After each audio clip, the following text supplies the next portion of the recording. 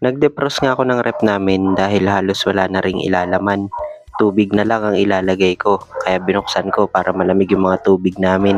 Gagawa na nga din pala ako ulit ng mga yelo para kahit papano meron mabibenta kahit paunti-unti.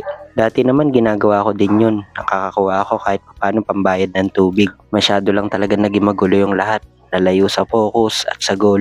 Pero ngayon, itutuloy ko na ulit. Focus sa sarili, kay mama at sa pagbablog. Ewan ko ba bakit every time na nagbo-voice over ako, sumasabay palagi yung mga aso. Naririnig nyo ba? Siguro kasi dahil mukha akong aso, kaya nakikilala nila ako. Pero kidding aside, maraming magandang plano yung nasa isip ko. Kailangan ko lang muna talaga mag-focus sa pagbablog at mapataas yung earnings ko dito. Para nang sa ganun, magawa ko yung mga nasa isip ko na pinaplano. Alam ko sasabihin nyo, ayan ka na naman, iisip ka na naman ng isip, magsisimula ka na naman ng iba, hindi ka pa nga natatapos sa isa. Pero wag po kayong mag-alala kasi etong iniisip ko na to ay hindi pa naman sa ngayon, hindi pa next year, hindi pa sa after 2 years. Kumbaga, kapag ka meron na akong sapat na kinikita, maayos na, stable na ako sa earnings ko dito sa pagbablog, saka ko lang yun itutuloy. Kumbaga, nag-i-imagine lang ako ng mga bagay na ikakaganda ng buhay ko. Syempre, hindi naman po pwedeng palaging malungkot na lang yung isipin ko. Kumbaga, wala na namang ibang tutulong sa atin kung hindi yung sarili lang natin.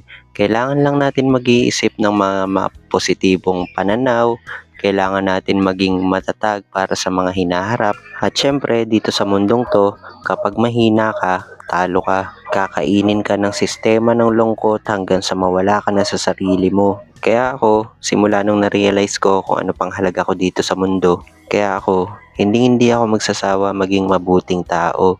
Dahil bawat nakakasama natin, bawat nakakasalumuha natin, bawat nakakakilala sa atin, alam nila kung paano tayo tumato ng tao. Hindi kasi natin masasabi kung kailan natin kailangan ng tulong.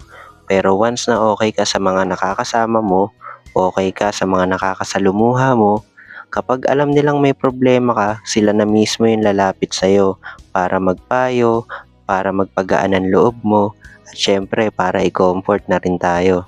Kaya sa lahat ng mga may pinagdadaanan dyan, okay lang naman mapagod, okay lang magpahinga, okay lang umiyak pag hindi mo na kaya yung bigat na dinadala. Pero tandaan mo, magpapatuloy ka pa rin. Lalaban ka pa rin sa hamon ng buhay. Hindi ka dapat magpapadala sa problema dahil si Lord nandyan lang siya.